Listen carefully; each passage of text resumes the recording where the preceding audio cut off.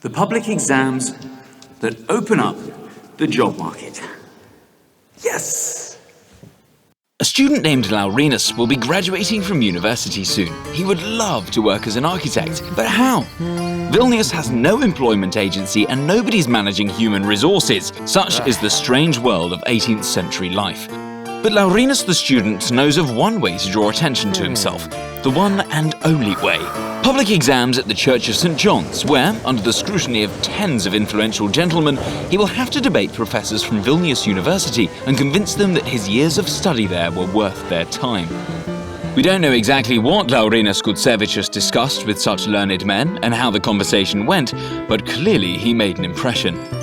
After this public debate, the young architect came under the tutelage of Bishop Ignacy Masalski, whose assistants then helped Laurynas Gucevičius to embark upon very significant works, including overseeing the reconstruction of City Hall and Vilnius Cathedral. Every student trembling before the usual exam season today might find comfort from one assertion. However banal, you're not the first, and you're certainly not the last. In China, exams were first held more than 2,000 years ago. There, everyone hoping to secure a position as a civil servant had to write an 8-chapter essay. In Europe, meanwhile, most university students had to pass oral examinations, responding to questions, debating professors, and sometimes giving a public lecture.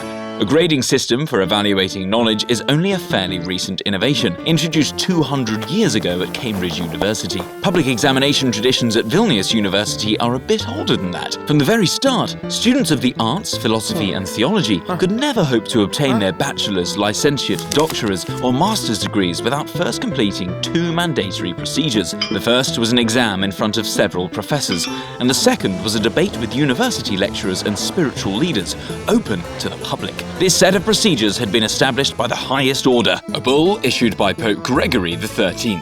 In the 18th century, the most solemn public examinations were held at the end of the academic year, in July, and were attended by influential civil servants and religious leaders. Students, family members and relatives, and many other invited guests also participated. It was in front of such an audience that students were asked to demonstrate their knowledge, from logic to theology, from mechanical engineering to law, rhetoric and mathematics. A broad education was to be proven by a student's ability to discuss art, recent discoveries, morality, history and other subjects. Some exams had to be passed in French, German and other foreign languages. Academic degrees were conferred every year to tens of students, but one year in the 18th century was particularly special in the history of Vilnius University. That year, upon learning that the Pope was preparing to disband the Jesuit order, doctoral degrees in philosophy, canon law and theology were conferred to nearly 50 students over the span of a few days. Just don't be fooled into believing that students in those days were more diligent. Many of them would spend barely a year or two in class,